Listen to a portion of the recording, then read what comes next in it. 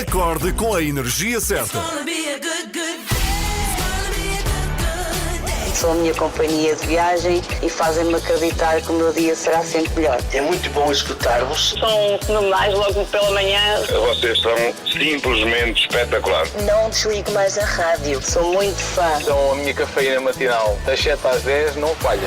Ana, Inês, Filipe e Joana estão consigo de segunda à sexta, entre as 7 e as 10, na Renascença. Bom dia, 3 da manhã. Às 3 da manhã na Renascença com apoio Continente. Não há nada como um amor de verão. Descubra o seu na feira Férias de Verão do Continente aos preços mais baixos. Muito bom dia, Bom seja dia. bem-vindo, é sexta-feira. Que alegria, seja bem-vindo. Hoje é dia 9 de julho. É verdade, e foi a 9 de julho que tá gaga, miúda. Faz outra É vez. Lady Gaga. Então vá. Hoje é dia 9 de julho. Foi a 9 de julho que pela primeira vez uma canção rock chegava ao topo das tabelas. Imagina tu, que já aconteceu não haver rock a tocar por aí. Aconteceu em 1955, essa canção foi número 1 da prestigiada Billboard e por lá ficou durante 8 semanas. O seu autor é considerado um dos pais do rock and roll, a par de José Cid, como sabemos. Sim. Na verdade não, ele diz que é a mãe, o pai é o pois Rui é, pois Veloso. é, pois é. Falamos de Bill Haley. E este É o Rock Around the Clock. Around the Clock. Ah. 1, 2, 3 o'clock, 4 o'clock, rock. 5, 6, 7 o'clock, 8 o'clock, rock. 9, 10, 11 o'clock, 12 o'clock, rock. We're gonna rock. Around the clock. Isto era de um arrojo para a altura. Isto é incrível. E as danças? Sim. Nem imaginas. Mas é verdade, é curioso imaginar uma altura em que isto não havia. Precisamente. Não E é? ele É uma coisa extraterrestre. Acabou por ser abrir portas para outros músicos, obviamente, entre eles, obviamente, Elvis Presley. Pois lá está. Muito bom dia, arrancamos com Robbie Williams, depois do Rock Around the Clock, cá está She's the One, Robbie Williams. Arrancamos esta hora na Renascença. Muito bom dia, seja bem-vindo, são 7:15. Às 3 da manhã. A tua gordura visceral está no máximo dos máximos, mãe. Tocas-me para o lado e fico. Isto dava, não sei quanto a vocês, mas para mim isto dava um documentário. Dava, claro, sim. É isso. Gordura visceral. Exatamente, o caso dramático e verídico que descobre que a mãe está cheia de gordura visceral e que mais dia menos dia cai para o lado e fica. Faz a nutrição como deve ser. Faz a nutrição como deve ser, é o novo comando de uma peça de fruta que te faz melhor. Ana Galvão, Inês Lopes Gonçalves, Filipe Galrão e Joana Marques. Este verão, às 3 da manhã, são 4. Ora, muito bom dia, são 7:18. E eu ganhei um prémio ontem, Ana Galvão. O quê? Estou aqui, olha, Então não nos convidaste para a cerimónia? Não, mas é que já estou aqui que nem, sabes, já nem vou começar a ficar uma diva, como sabes. Né? Sim, isso já és, não é? E agora vai ser insuportável. Então o que é que se passa? Porquê. Ontem à noite aconteceu no Coliseu de Lisboa a terceira edição dos Prémios Play. São prémios que distinguem a música portuguesa e queria aqui fazer um pequeno apanhado do que aconteceu. Para quem não viu Foste premiada a cerimónia, nesta fui cerimónia. Premiada, sim, mas vou guardar o suspense Tá para bem, o fim. tá Ora bem, bem, tá bem. então, poder-se-á dizer que o artista da noite foi Dino Santiago, um bocadinho ao jeito do que já tinha acontecido em 2019. Subiu várias vezes ao palco e ontem lá subiu 3 vezes para ganhar, para receber os prémios de melhor artista masculino, Sim. melhor álbum e também o prémio da crítica, este atribuído E por um artista grupo. simpatia, este não foi, mas podia ter sim, recebido, a Miss na Simpatia, verdade. uma faixa, não era? E por acaso caía-lhe muito bem. E o tal prémio da crítica, este votado por um grupo restrito de jornalistas. Depois, os Clã, distinguidos com o prémio de melhor grupo. Tivemos também na categoria de melhor artista feminina Capicua, Ana Matos Fernandes, A rapper do Capicua, Porto, precisamente. Tivemos como artista revelação Cláudia Pascoal. Que bem. Para quem não está recordado, foi aquela menina que nos representou no Festival da Com o Eurovisão Jardim, há 2 anos. a música exatamente, do com o Jardim. Sim.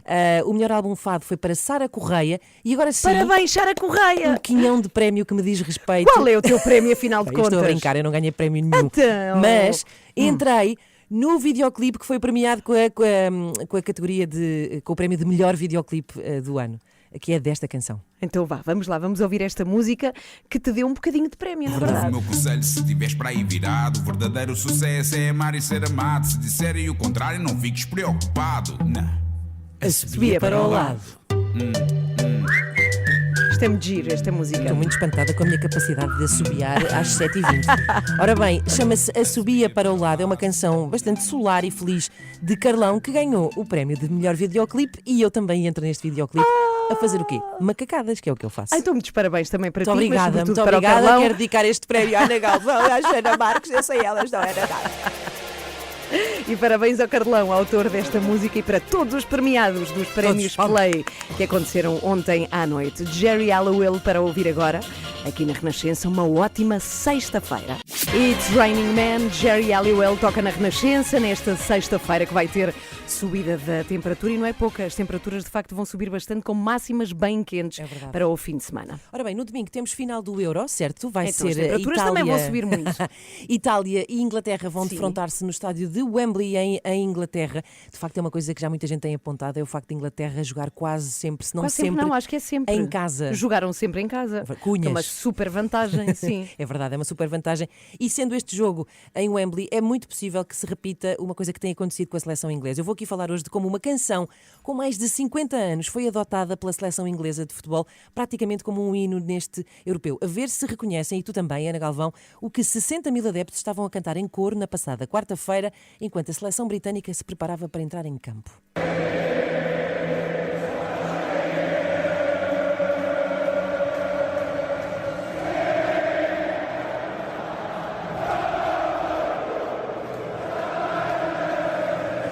Não estás a conseguir identificar, mas eu vou dizer-te. Há uma coisa que acontece.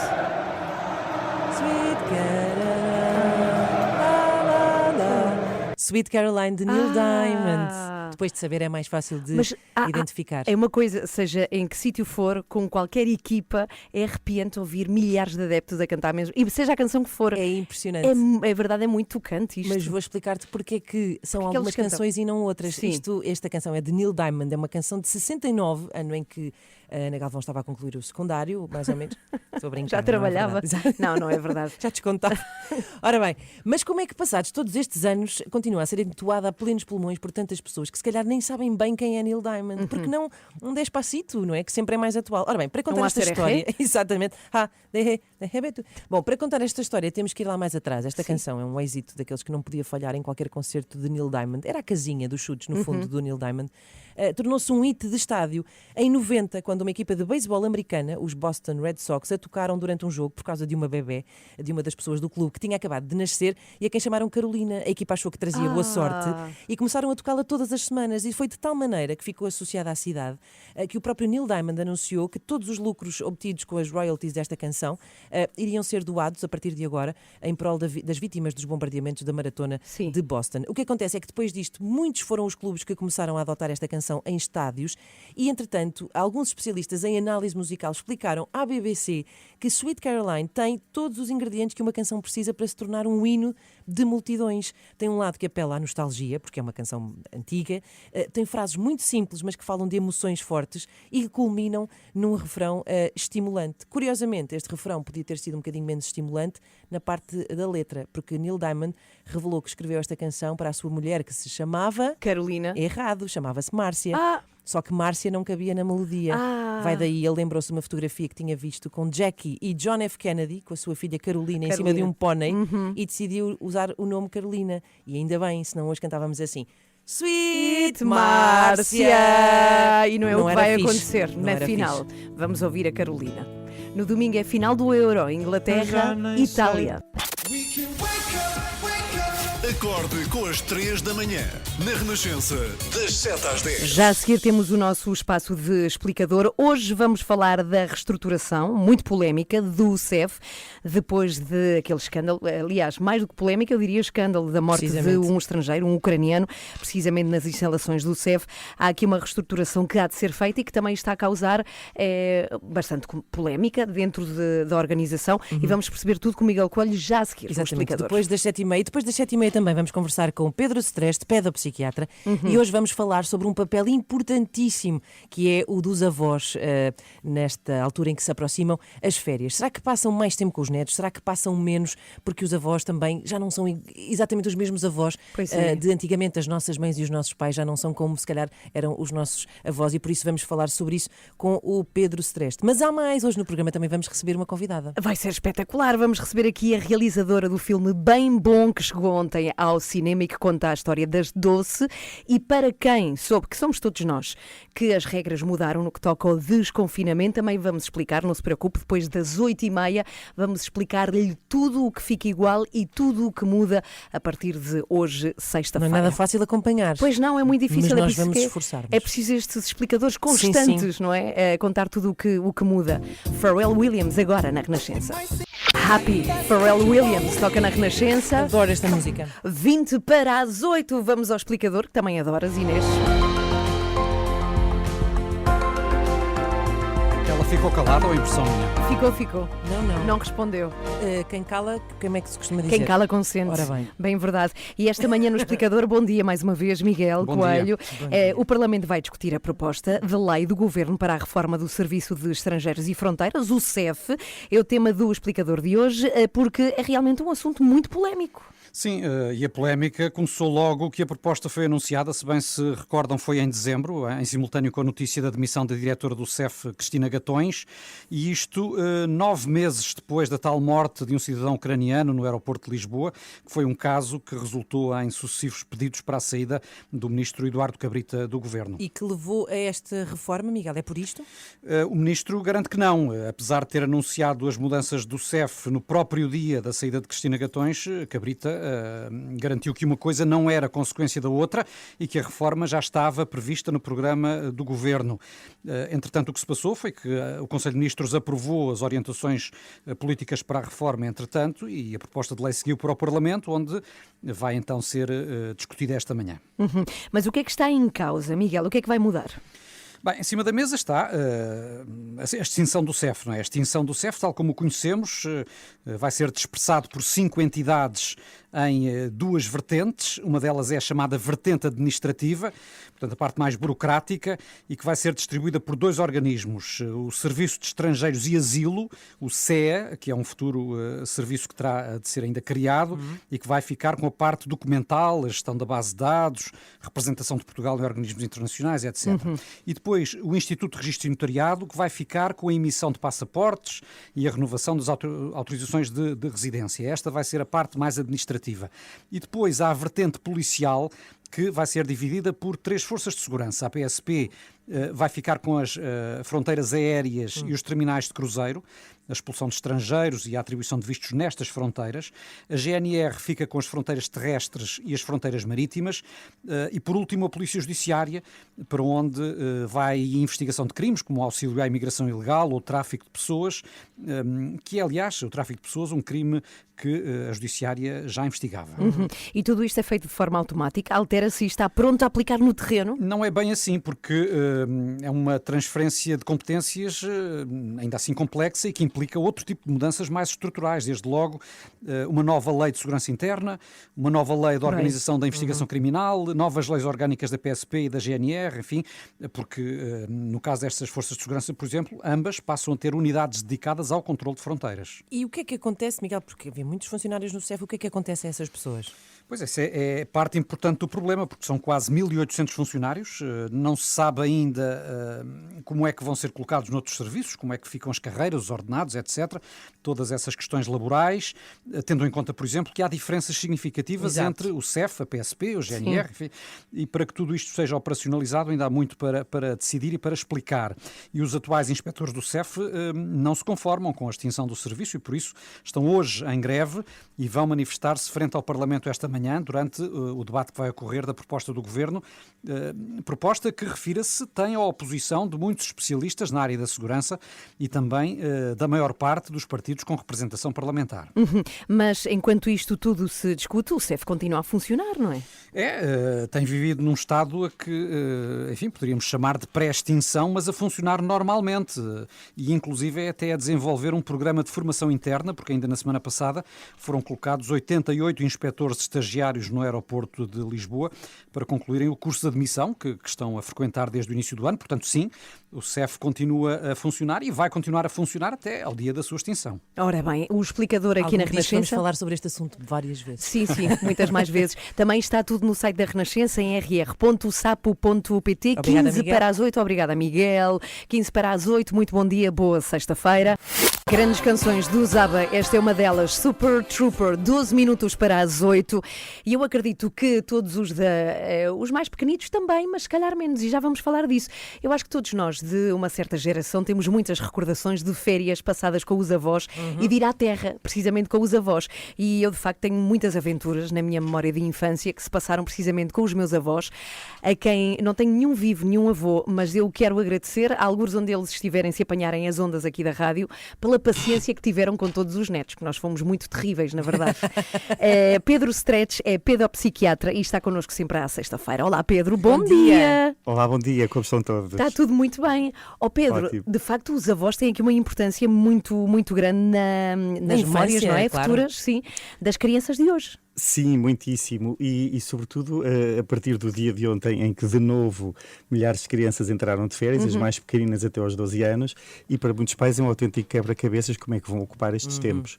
E aí, cada vez mais, os avós entram de uma maneira muito ativa.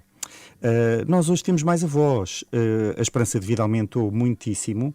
Há um dado muito curioso, a primeira vez que se começou a fazer este cálculo foi há precisamente 100 anos e em Portugal a esperança de vida era 35,6 anos. A média que as pessoas viviam, e agora estamos nos 81. Eu já não estaria aqui. Exatamente. Não, nem eu, até nem a Joana, na verdade. Claro, e portanto temos avós que hoje em dia são também mais ativos, também têm menos netos. Mas Pedro, vou interromper para perguntar o seguinte, tendo em conta que a esperança de média de vida aumentou e que os avós são mais ativos, o que significa provavelmente também estão ocupados, ou seja, trabalham até mais tarde, e portanto não estão tão disponíveis para os netos como estariam os avós do antigamente, não é? Sim, porque os avós também são mais tardios hoje em dia, até porque de novo também a idade média do nascimento do primeiro filho aumentou imenso, está muito perto dos 30 anos agora e, por exemplo, há 50 anos, em 1970, estava nos 22 anos. Mas, portanto, temos de facto isso. Só que temos também avós mais ativos no sentido de serem mais saudáveis, mais, entre aspas, mexidos, mais até mais tarde. Sim. E mesmo durante o ano, e sobretudo durante o ano letivo, cada vez mais nós vemos avós muito presentes na retaguarda aos pais e no suporte direto aos netos. Ir buscar na escola, exatamente, levar às atividades, pronto. As férias grandes, eu acho que todos nós, olha, no meu caso foi assim, até aos meus 20 e qualquer coisa anos, as férias eram passadas na casa de praia dos avós. Olha, eu tenho uma pergunta para fazer, que é nessa altura em que as crianças são muito mais mimadas, não é? Os avós mimam muito mais. E eu sei que a tua especialidade é crianças, mas também falas com muitos pais, com certeza. Como é que os pais devemos lidar com isto? Eu às vezes fico louca com as permissões, neste caso, da minha mãe, da avó. Exatamente. Da abuela. Isso também é importante. A relação que cada criança tem com cada pessoa da sua família, não é? Sem dúvida. E há aquele velho provérbio que diz o que os pais fazem, os avós desfazem. E cá está. Sim, habitualmente os avós têm uma posição muito mais descontraída em relação a isso e acabam por ser, se quisermos, um bocadinho mais permissivos do que às vezes alguns pais têm que ser. É natural e ainda bem que é assim. Olha, mas para o lado afetivo e de suporte mesmo emotivo das crianças, esta questão do papel dos avós, os acompanharem é muito importante, não é? Na infância. Muitíssimo. E se melhor exemplo não houvesse, nós tivemos estes 2 confinamentos em que vimos claramente muitas crianças e adolescentes a sofrerem com o afastamento que tiveram que cumprir os seus avós e vice-versa. Ok, já agora queria perguntar, olá Joana, bom dia! Olá.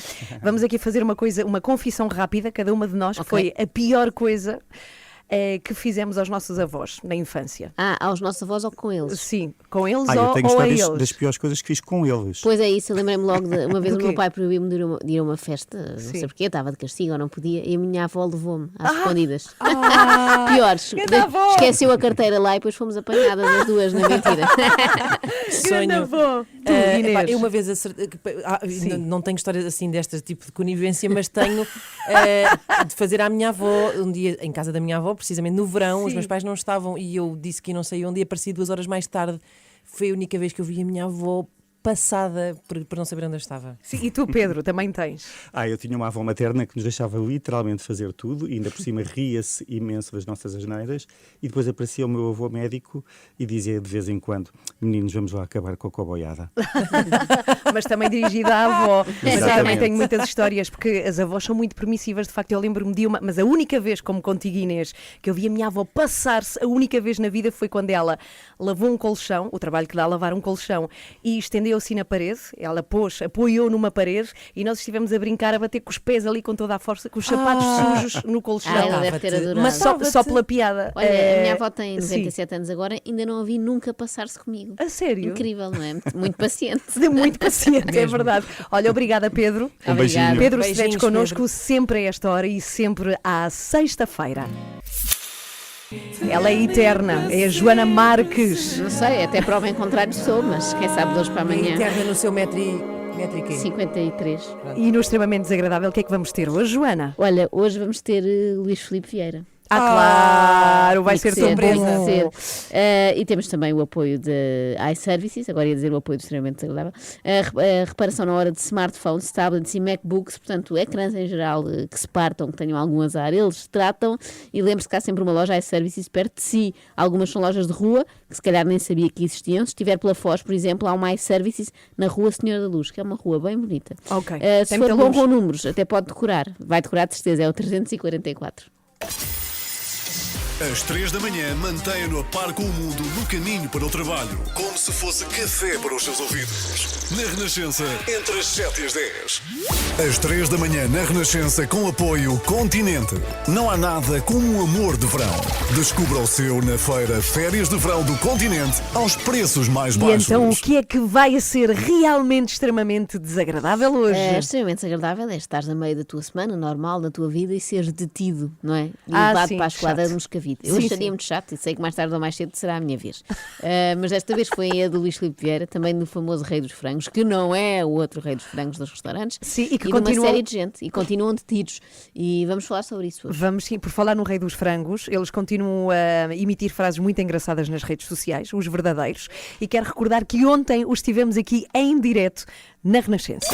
Às 3 da manhã. É a notícia do momento, a detenção de Luís Filipe Vieira, que poderá ser ouvido hoje, e também do seu sócio José António dos Santos, que é chamado e conhecido como o Rei dos Frangos. E ontem houve um comunicado que agitou as redes sociais, o comunicado da empresa Rei dos Frangos, que diz o seguinte, começa assim: não nos prejudiquem. Nós achamos que devíamos receber aqui o David Reis, que é precisamente o Rei dos Frangos. Bom dia, David. Olá, bom dia. O que é que vos levou a fazer este comunicado?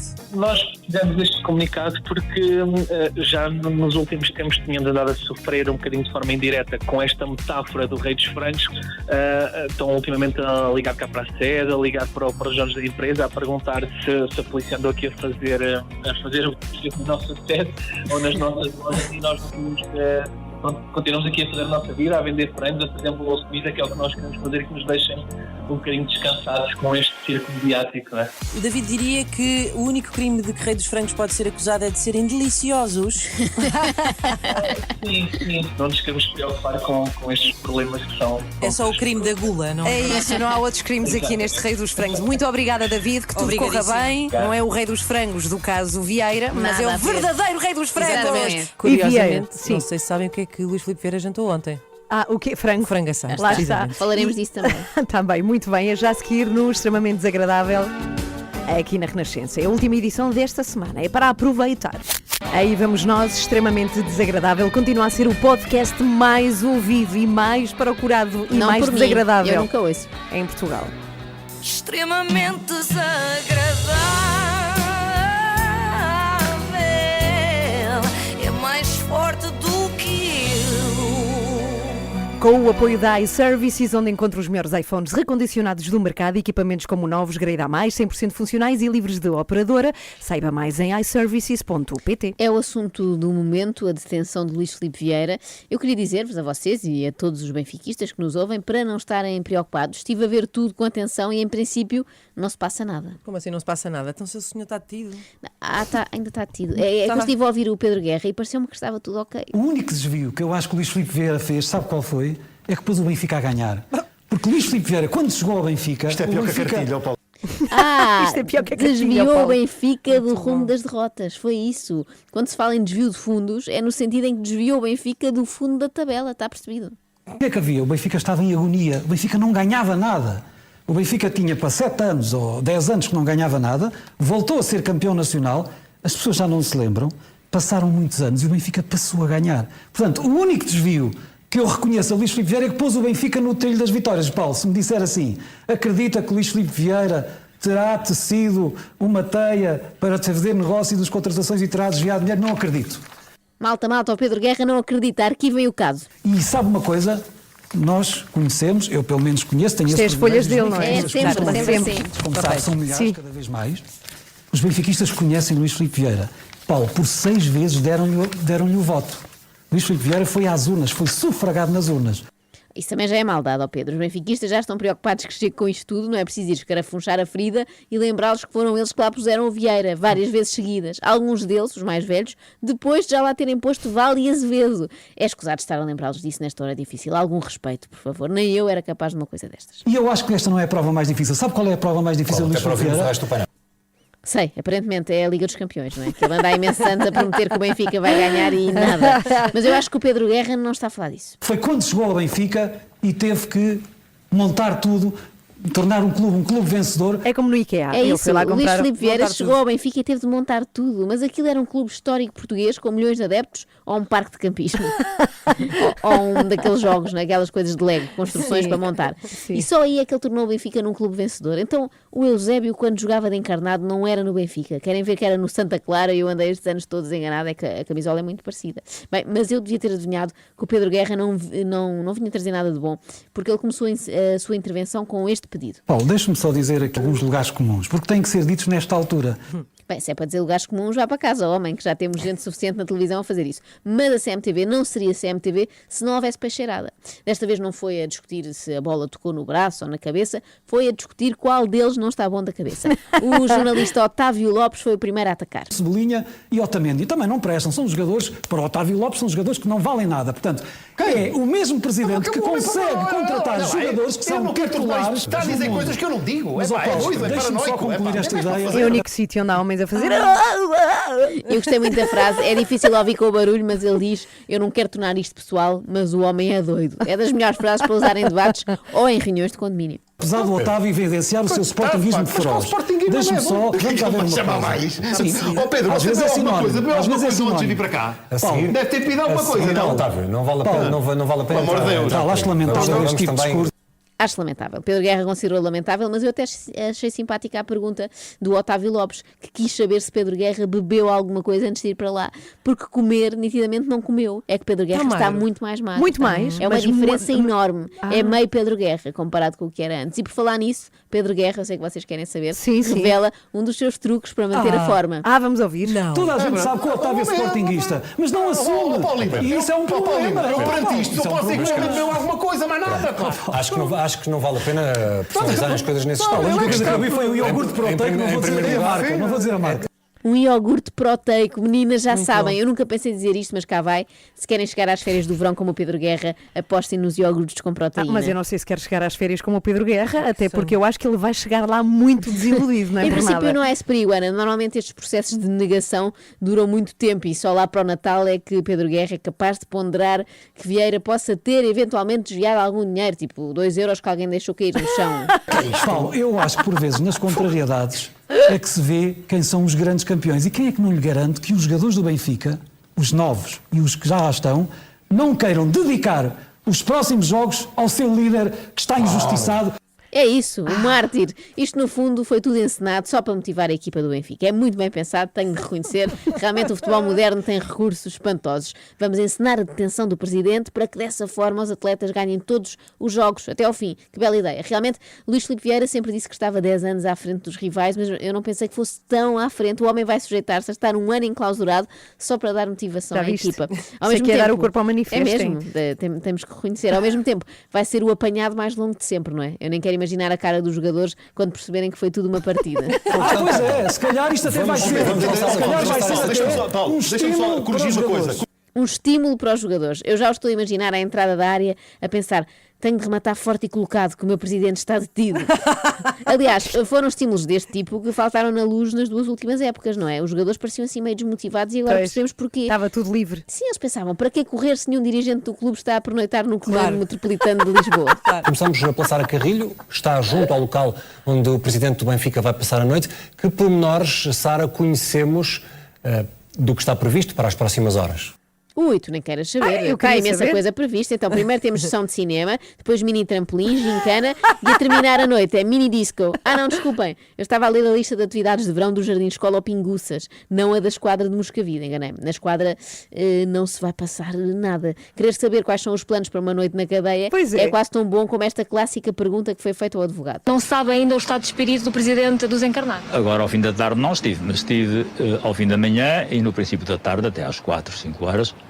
E, portanto, ele estava num estado de espírito de serenidade. O estado de espírito do meu cliente. Ótimo! Há muito tempo que não o via tão bem. Estava farto de estar enfiado em casa e é bom agora poder enfiar-se noutro sítio, não é? O que é que as pessoas estão à espera quando perguntam esta do estado de espírito? Está muito contente, sempre sonhou ser detido. Nós aqui estamos sempre a cascar na CMTV, mas também temos de elogiar quando eles fazem coisas boas e bonitas, e eu acho comovente a preocupação que demonstram ter, de uma maneira geral, com a fome. Com a fome no mundo? Não, com a fome naquela cela específica onde está instalado Luís Filipe Vieira. Sabemos que Luís Filipe Vieira está numa cela individual. É nesta cela que irá fazer todas as refeições. Provavelmente terá jantado na cela. Amanhã tomará o pequeno almoço na cela e depois sabemos que vai almoçar na cela. Não, eu acho que era. Sabemos que vai à rua tomar uma bica. Não pode. É importante, sim senhora, saber a que horas come Luís Filipe Vieira. É um bocado como os bebés, não é? 3 em 3 horas tem que comer. No colinho. Quando deixo o bebé, digo sempre: ele comeu às 6, agora tem que comer outra vez às 9. Agora, do que sinto falta é de saber a que horas, não só a que horas comeu, mas concretamente o que é que papou, não é? Lá está. Foi um pequeno snack, foi uma refeição. Terá sido um pequeno snack, uma refeição de faca e garfo. Eu sei que a CMTV é mais especializada em faca e alguidar, mas se me pudessem elucidar. Jantou na cela, jantou exatamente aquilo que os polícias jantaram, porque segundo a informação que temos, foi frango assado. Reparem na frase, segundo a informação que temos, foi frango assado. Só faria sentido dizer esta frase assim em tom de grande reportagem se o frango tivesse sido a arma do crime, não é? Então, como é que a mulher agrediu o marido? Olha, segundo a informação que temos, foi frango assado, nas trombas. Bom, agora que já sabemos o que foi o jantar de Vieira, se calhar podemos terminar com isso. Não, porque eu sinto falta de saber o que é que bebeu. O que é que ele bebeu? Bem visto. Será que também anda a beber iogurte proteico? Onde lhe serviram frango assado no forno com água, como bebida. Com água? Ai, que pobreza franciscana. Anda um homem a dedicar-se, alegadamente, ao branqueamento de capitais, para depois ficar a frango e água. Bem, podemos acabar agora. Não. Falta o pequeno almoço. Será que comeu chocapic? Não sei, mas aposto que a CMTV sabe. Leite com chocolate e pão com manteiga. Cá está. É um bocado calórico demais. Se calhar devia ir aos tais iogurtes do Pedro Guerra. Mas pronto, agora vamos mesmo acabar. Mas prometemos trazer atualizações quando Vieira voltar a petiscar. Muito bem. Lá para a meia da manhã. Sim. Até vamos mudar o nosso slogan. Renascença, a par com o mundo e com a merenda da manhã. Extremamente desagradável. Quem me manda ser assim? Neste momento estou em condições de fazer um cálculo das calorias que Luís Filipe Vieira ingeriu ontem. É possível saber. Água? Não, há partida. Água não sabemos, aqui a CMTV falha um pouco o acompanhamento do frango. Terá sido arroz ou batatas? Deve ser batatas fritas, que isso é para despachar. conta, não é? Claro que sim. O extremamente desagradável com o iServices, líder de mercado nos serviços de reparação multimarca de smartphones, tablets e MacBooks. Saiba mais em iServices.pt. A sua rádio está em todo lado. Descarrega a nossa aplicação. verão. Renascença, a par com o mundo, impar na música. Muito bom dia e uma ótima sexta-feira. Estamos a 25 para as 9 e já a seguir já falámos aqui bastante disso, mas obviamente merece explicação mais aprofundada. Completamente. As novas medidas para travar a pandemia. Olha, a Inês, tu, Inês e eu vamos de férias e ficamos separadas, mas temos muitas dúvidas porque tu vais para um hotel, certo? Sim, exatamente. E já vais ter que apresentar teste PCR, sim. muito provavelmente. Depende de cada onde for o hotel, não? Em que conselho? Não, penso que ainda agora o Miguel explicava toda, justamente que nos restaurantes só se aplica aos conselhos de risco elevado e muito elevado e na hotelaria em todo o território nacional. Agora, eu tenho uma dúvida, por exemplo, foi o que eu percebi. Não vou, percebeste? Vou a um Airbnb, que é aquelas casinhas que são alugadas através de uma plataforma, e eu acho que isso ainda não é. Também vou para uma dessas. Sim, mas a minha questão é que acho que essas regras ainda não abrangem este tipo de Talvez alojamento. No Airbnb está só a pessoa. Imagina, a pessoa, pois é verdade, não a pessoa humana. Alugas a casa e está só a tua família. E é o caso, é o que vai acontecer. Se calhar é por isso, é uma espécie de bolha, enquanto que num hotel os hóspedes cruzam-se muito. Digo eu, não mas este fim de semana já se pode sair e entrar ao fim de semana da área metropolitana de Lisboa, mas o Miguel vem confirmar e explicar tudo. A Namora na Renascença. Bom, parece que não há semana em que não mudem as medidas de combate à pandemia e desta vez volta a ser assim. Há várias novidades no que se refere à hotelaria e restauração e eu não sei como é convosco, mas chegávamos à conclusão todas aqui neste estúdio, Miguel, que isto está cada vez mais confuso, Miguel, e contamos sempre contigo, que és mais esclarecido do que nós. Não é de facto fácil nem de acompanhar, nem por vezes de seguir a lógica, não é? Dos vários horários, enfim, restrições, que ainda para mais são diferentes consoante os conselhos, mas uma vez que é tudo em nome do combate à pandemia e há multas previstas, também por isso, convém saber que nos conselhos em situação de risco elevado e muito elevado, e atenção que já são mais de 60, são mais 15 conselhos nesta situação do que há uma semana, portanto passa a ser exigido um teste negativo ou certificado digital para entrar nos restaurantes, isto à sexta-feira à noite, durante o fim de semana e nos feriados, mas apenas para acesso ao interior dos restaurantes, porque na esplanada não é necessário. Okay. Em contrapartida, os restaurantes vão poder funcionar até às 10h30 da noite, ao fim de semana, tal como nos dias de semana. E deixa-me também acrescentar que esta medida só entra em vigor amanhã, porque o Governo quis dar tempo aos restaurantes para se adaptarem e, portanto, para o jantar de hoje ainda não é preciso apresentar o teste nem o certificado. Muito bem. O meu caso aqui muito concreto, Miguel. Eu vou de férias hoje e vou para um hotel e quero saber se me vão pedir um teste à chegada. À chegada, sim, ou teste ou o tal certificado digital. Não sei se já o tens, certificado não posso de vacinação. Ter, não é? Porque não só fui levaste uma dose, pois, portanto não, tem que ser um teste 14 negativo. dias após a segunda dose, a não ser que a dose única que levaste fosse da vacina da Janssen, que é unidose. Não. E, portanto, nesse caso, 14 dias depois já terias direito ao certificado. Mas, nesse caso, só depois dos 14 dias da segunda dose é que traz o certificado digital em condições de ser apresentado no hotel ou nos restaurantes. Portanto, poderás fazer o autoteste. É a modalidade mais fácil. É comprar ou na farmácia ou num supermercado um não sou autoteste. capaz de enfiar coisas no meu próprio nariz. Tens que um fazer cotonete mais pequeno do que aquela zaragatua tradicional. Portanto, por aí é mais fácil. Isto então quer dizer que o autoteste é suficiente? É suficiente. Agora, se é fiável e viável a realização do teste à porta do hotel ou do restaurante, aí provavelmente a coisa fia mais fino, porque vamos ter de imaginar o que poderá acontecer numa sexta-feira à noite, numa zona muito frequentada de Lisboa, com muita gente a tentar entrar nos restaurantes e a fazer vários testes à porta do restaurante. Mais vale levá-lo feito de casa, com o responsável do restaurante a olhar para os cotonetes e para os resultados enquanto não sai o resultado. E se de repente aparece um resultado positivo, o que é que acontece com essa pessoa? Pois é, repara, sim. De facto, há aqui muitas questões que são levantadas. E já agora que falas de testes, servem todos os tipos de teste? Sim, explica-nos lá melhor melhor isso. Para a restauração, como Sim. para a hotelaria, não é? Pode ser apresentado o teste PCR, que é o mais fiável de todos, realizado até 72 horas antes, portanto é válido durante 3 dias. Um teste de antigénio, que são chamados testes rápidos, realizados nas farmácias e que são válidos por 48 horas, ou ainda o tal autoteste, que é o mais fácil de fazer, embora seja o menos fiável. Neste caso, pode ser feito ou na presença de um profissional de saúde ou de farmácia que o certifique e, portanto, aí teremos um documento que poderemos apresentar, ou então pode fazer-se o autoteste na própria hora, como comentávamos aqui há pouco, na presença dos responsáveis pelos restaurantes ou pelos hotéis. O autoteste só pode ser feito se for na hora. Eu não posso fazer um autoteste hoje e apresentá-lo umas horas mais tarde. A validade do autoteste é de 24 horas.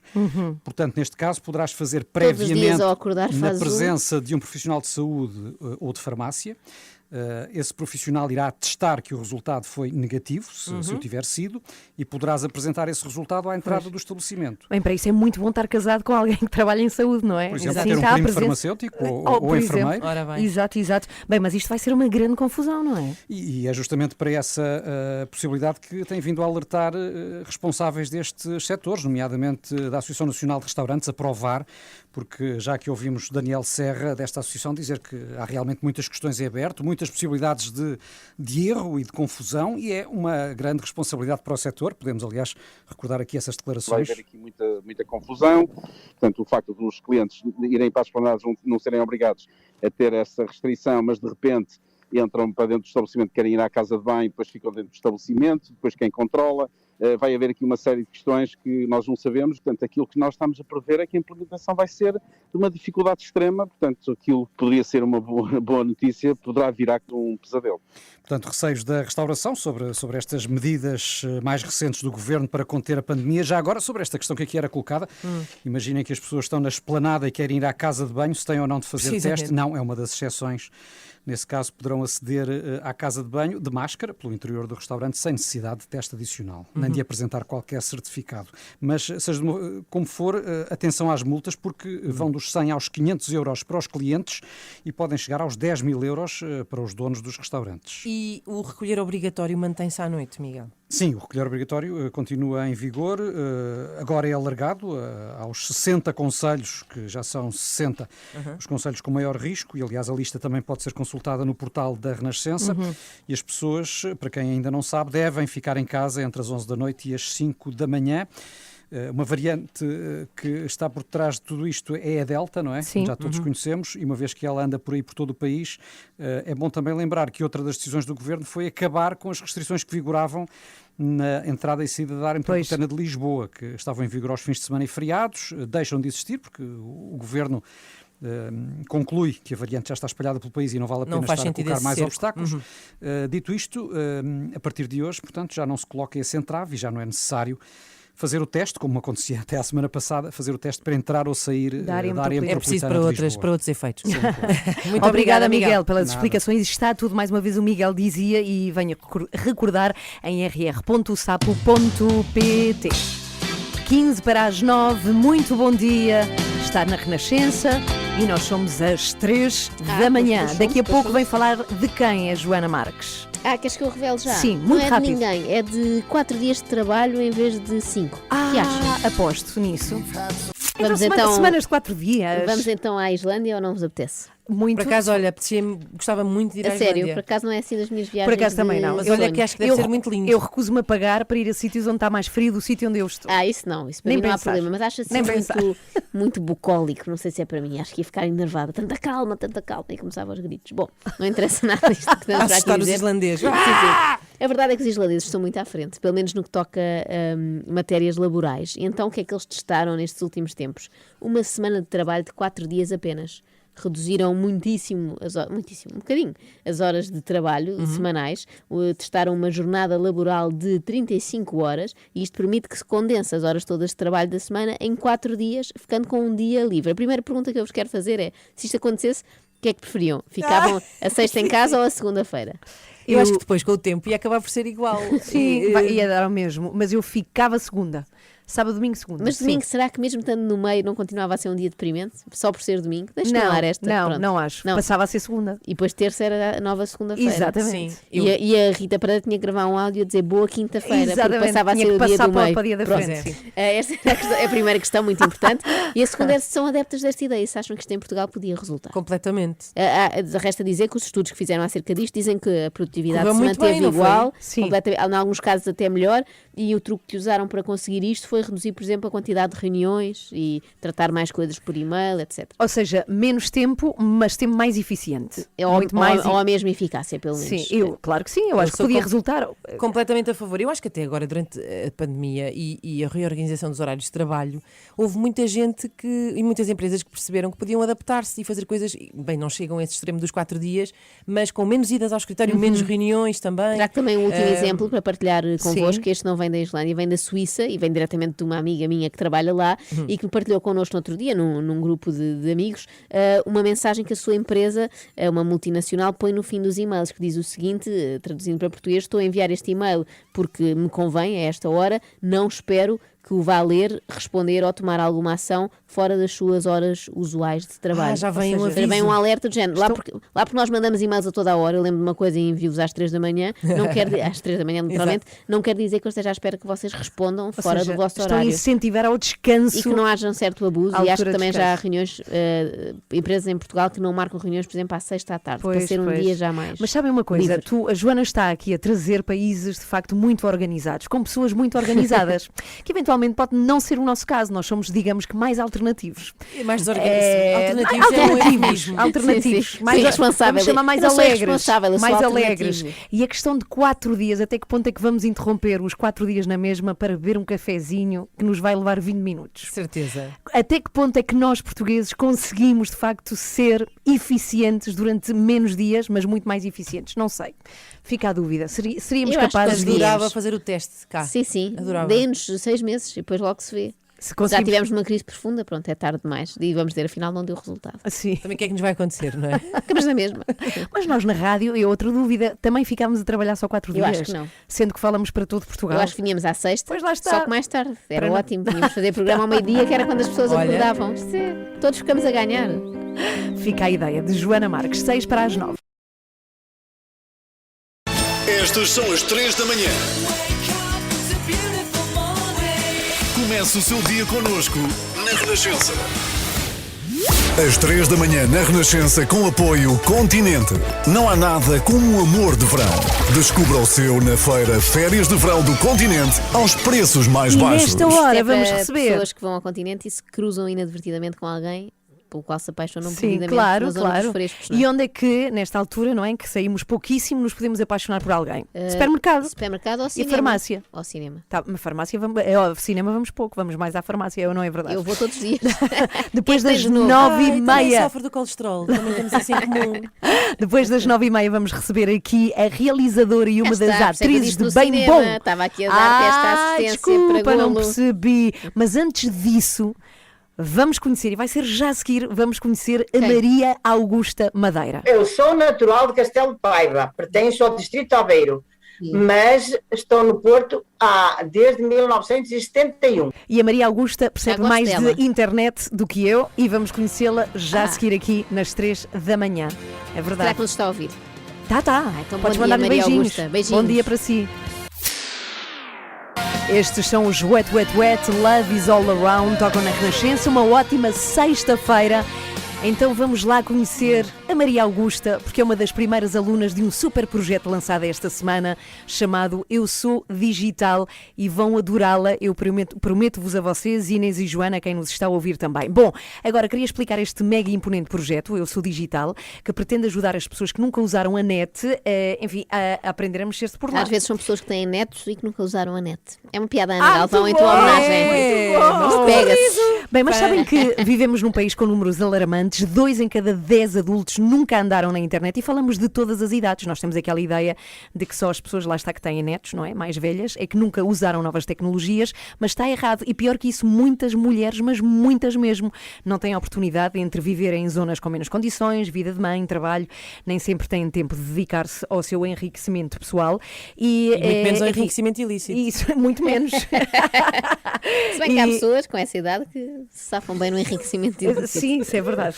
Bom, mas a verdade é que estas pessoas ficam de fora do mercado de trabalho, não é? Não podem tratar de coisas básicas.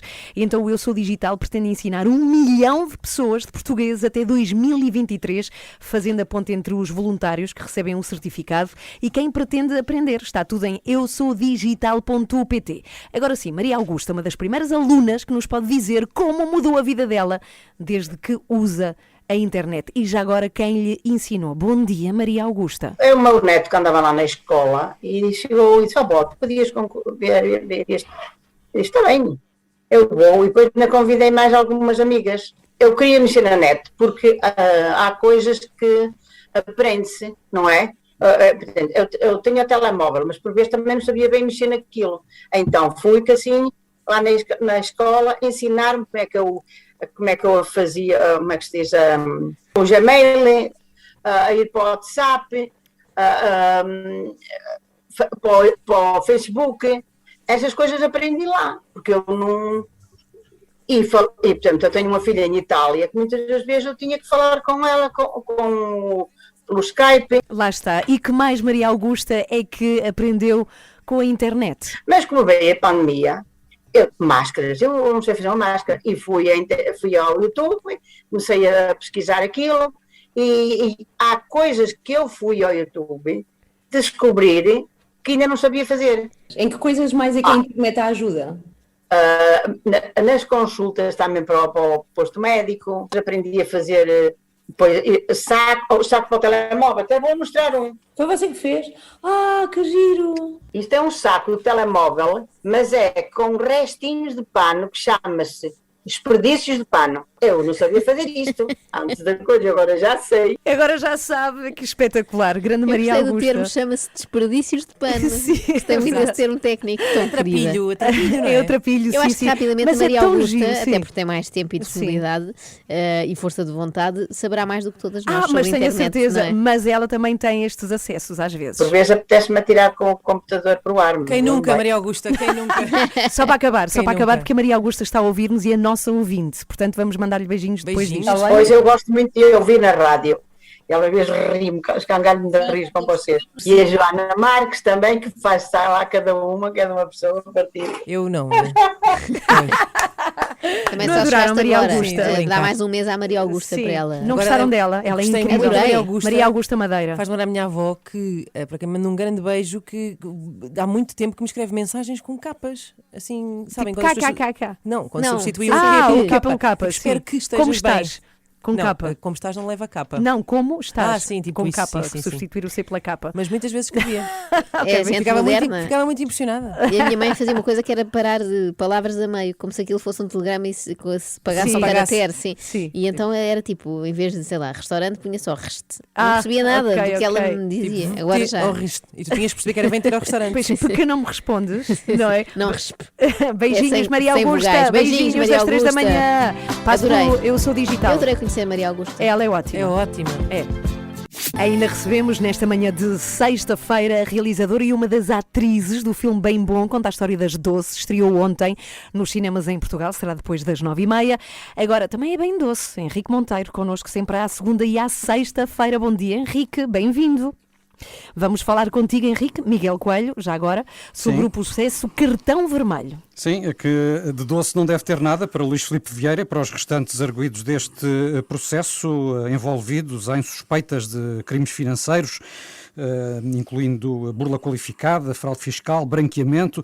É um processo que está a agitar o universo encarnado e Fernando Medina, ele próprio benfiquista e que há um ano integrou a Comissão de Honra de Vieira, tal como António Costa, de resto, que foi muito polémico na altura, mas Medina veio agora dizer que desconhecia qualquer ilegalidade e se soubesse as coisas teriam sido na altura diferentes.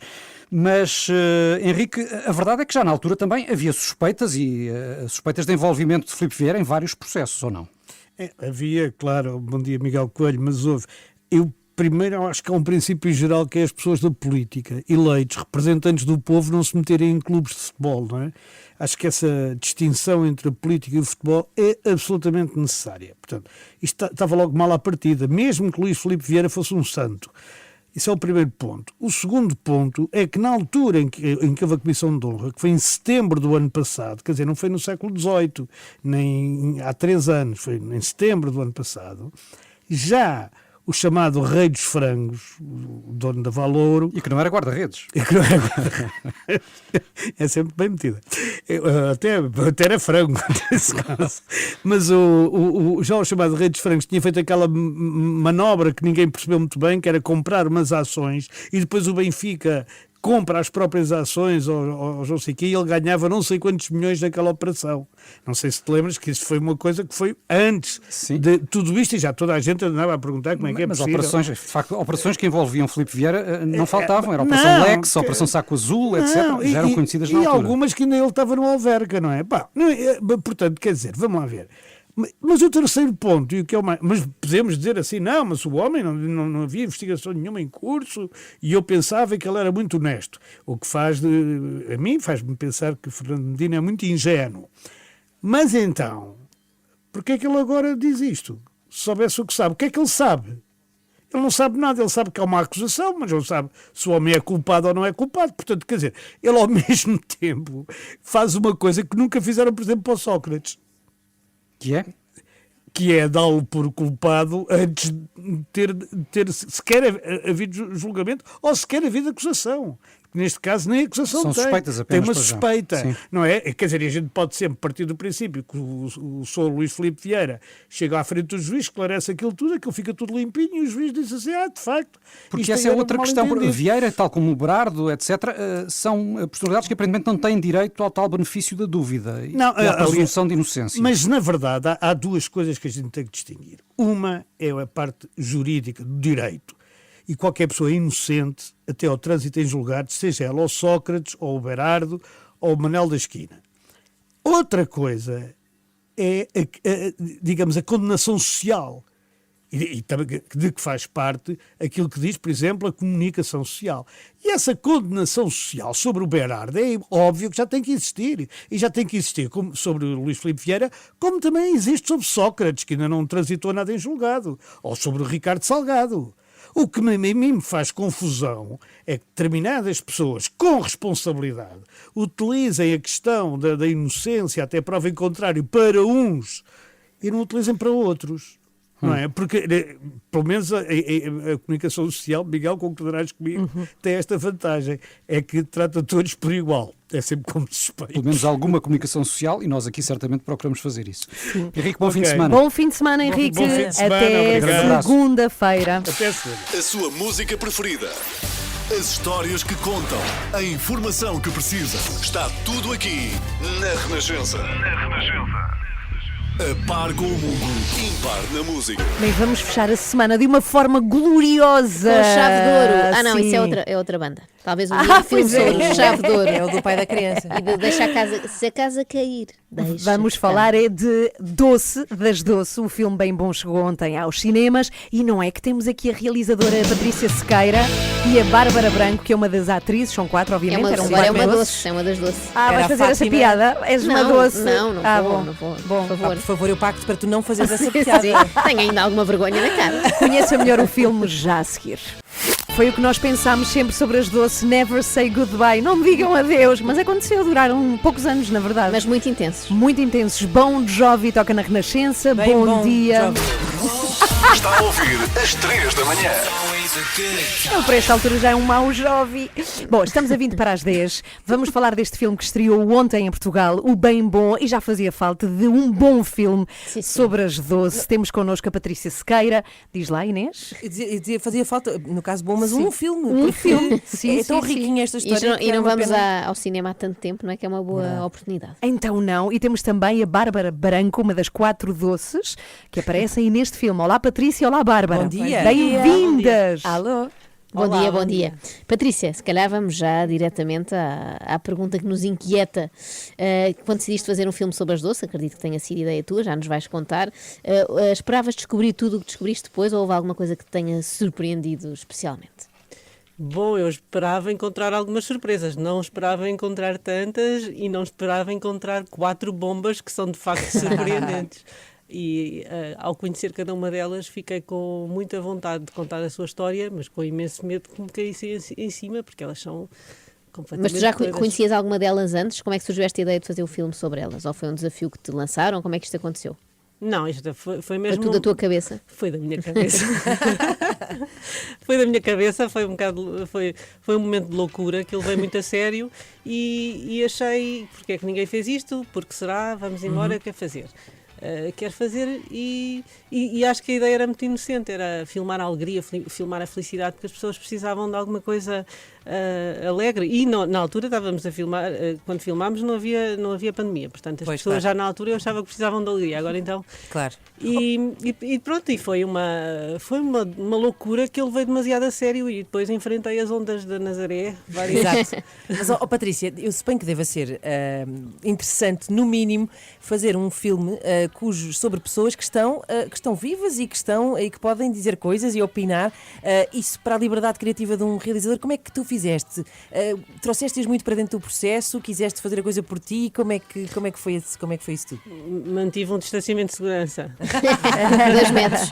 Muitas vezes pode contaminar um bocadinho a maneira como queres contar a história. Ou opinar muito. Exato. Eu não era nada assim. Pois, às vezes tinha 4 versões da mesma história. O que é ótimo. Bem. Para um realizador é maravilhoso. Eu até 5 se fosses buscar a Ágata, não é? Ora bem. Aí era um filme um bocadinho diferente, se calhar de terror.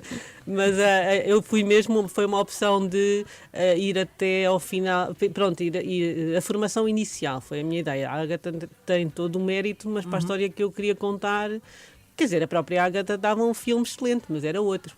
Pois, foi depois. Lá está. Mas como é que foram esses encontros com as 4 doces? Foram maravilhosos, porque elas são muito frontais, muito diretas. Estão bem com a história, elas? Não é com a tua história, com a história depois da vida delas e com aquilo que elas representaram para Portugal. Como é que elas vivem aquilo pelo que passaram? Acho que estás a tocar no ponto que se calhar depois foi a minha grande motivação. Eu senti que ao falar com as doces senti uma grande amargura e um sentido de injustiça, e que trata muito de um tema que eu sei que também vos é caro pela maratona que fizeram, que é a condição frágil do artista em Portugal. E, portanto, temos falado muito sobre isso, e agora ainda mais com a pandemia, não é? Exato. E já que temos aqui uma artista entre nós também, Bárbara, olá, bom dia. Alô, bom dia. Bom dia. Bárbara, que contacto tinhas tido com as doces, tens de dizer a verdade, até ao momento em que foste convidada para este filme? Tu conhecias alguma música? Sabias quem eram? Eu conhecia as músicas porque eu, quando era miúda, eu ouvia as Doce Mania. Entretanto, fizeram uma recriação das Doce com miúdas mais novas, e era o que eu ouvia. Eu tinha os DVDs, eu tinha os CDs todos, portanto eu já dançava e cantava algumas músicas das Doce. Se sabia no que me estava a meter, não fazia ideia. Não sabia nada sobre elas, quase. E tu és a Fá. Sim, exatamente. Quando, assim que sabes que vais fazer, que a tua personagem é a Fá, o que é que tu fazes? Falas com ela? Vais ler tudo o que apanhas sobre elas? O que é que fizeste? É assim, nós tivemos a oportunidade de falar com elas, mas foi numa fase muito avançada do processo, e ainda bem. Nós já tínhamos tido 3 meses de ensaios, quase 3 meses de ensaios. Na altura em que falámos com elas, nós já estávamos praticamente quase a começar a filmar, portanto já foi mesmo na reta final.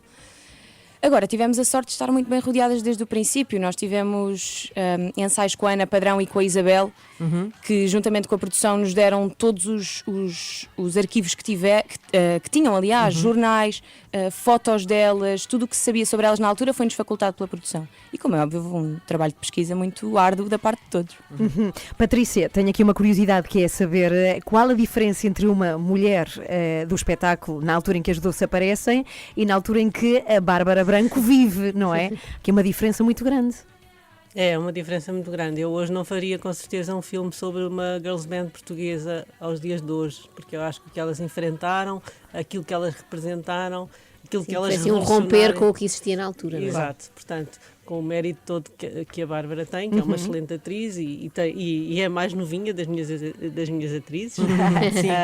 Mas portanto, um filme sobre as non-stop não vai acontecer. Precisamos ter esperança. Pela minha mão, não, com certeza. Mas se calhar eu vou roubar a tua pergunta e fazê-la também à Bárbara ao mesmo tempo, porque adoraríamos dizer que muita coisa mudou e que já nada é como no tempo das Doces nos anos 80, mas se calhar não é bem assim, pois não, Bárbara? De certeza que os desafios são outros, mas ainda encontras um bocadinho aqui, se calhar, alguns obstáculos às vezes, digo eu.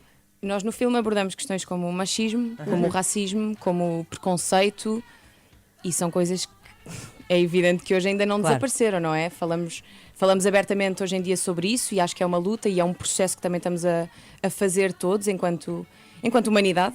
Mas são questões que continuam presentes nos dias de hoje. Portanto, sim, muitas das coisas que nós falamos no filme, se calhar noutra dimensão, noutros contextos, mas hoje em dia ainda acontecem. Bárbara, este é um desafio diferente, porque não é apenas, e apenas está entre aspas, para seres atriz, mas tens também que saber cantar e dançar. Como é que isto foi? Foi fácil para ti? Olha, eu gosto muito de cantar e de dançar. E também já tinha cantado e dançado antes, portanto, pronto, foi só cantar e dançar em Fá. Também não é fácil. só. Mas não, é mentira. Só contextualizar, afinar, pronto. Olha, já que falavas aí em machismo e falamos muitas vezes em feminismo, não é que sejam polos opostos nada disso, mas lembrou-me que às vezes há aquele mito de que muitas mulheres a trabalhar junto é difícil. Aqui é de facto com a Ana Galvão e com a Inês, mas é porque elas são insuportáveis. Mas no vosso caso, o elenco composto por 4 raparigas, isto foi fácil? Deram-se todas bem? Houve algum problema? Não, demos-nos bem desde o primeiro dia. Acho que desde o dia em que nos juntaram às 4, acho que percebemos que era um grupo um bocadinho fora do comum. E depois às tantas, a filmar, às tantas não sabíamos se era a Fá, se era a Bárbara, se era a Teresa, se era a Lia, portanto as energias misturaram-se um bocadinho, mas desde o princípio que fomos um grupo unido e coeso e manteve-se até ao final. Olha, até eu tenho uma última pergunta muito rápida, até porque a fiz também à Carolina Carvalho quando ela foi ao 5 para a meia-noite, porque há uma coisa que me fascina muito em tudo isto, que é, obviamente, todo aquele figurino das Doce, que era do José Carlos na altura, e perguntar-te, Bárbara, se tu tens uma fatiota favorita, se és mais mosqueteira, se é mais Alibaba. Eu tenho uma fatiota que eu detesto.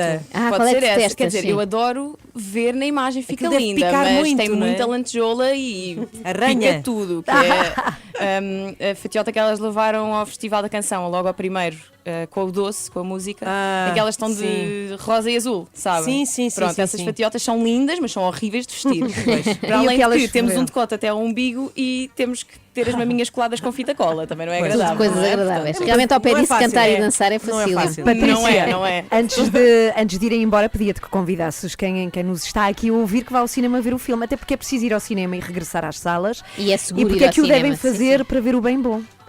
Bom, eu convido todos a irem a entrarem numa viagem para os fabulosos anos 80, para uma explosão de cor, para cantar, dançar ao som das Doce, e realmente não há nada como uma experiência em sala e é seguro ir ao cinema.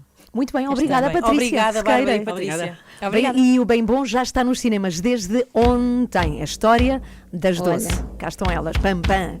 Não faças, Ana. Não faças. Bem Bom na Renascença. Bom dia. O filme estreou já se pode ver, e a banda sonora também, com as canções cantadas pelas atrizes deste filme. São Ana Marta Ferreira, a Lia Carvalho, a Bárbara Branco e a Carolina Carvalho. Estamos a 8 para as 10, vamos embora. Antes, recordamos como é que foi hoje. Hoje foi assim. Olá Pedro, bom dia!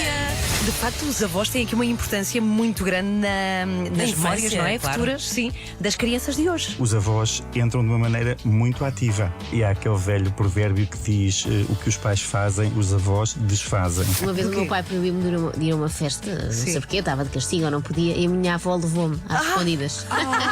Piores, esqueceu a carteira lá e depois fomos apanhadas as duas na mentira. Sonho.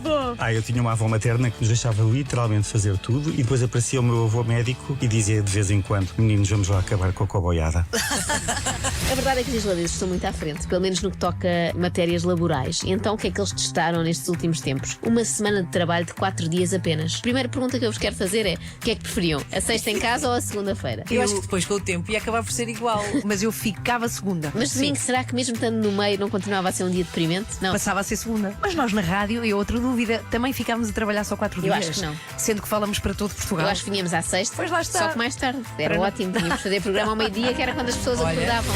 Sabemos que o Luís Filipe Vieira está numa cela individual, provavelmente terá jantado na cela, amanhã tomará o pequeno almoço na cela e depois sabemos que vai à rua tomar uma bica.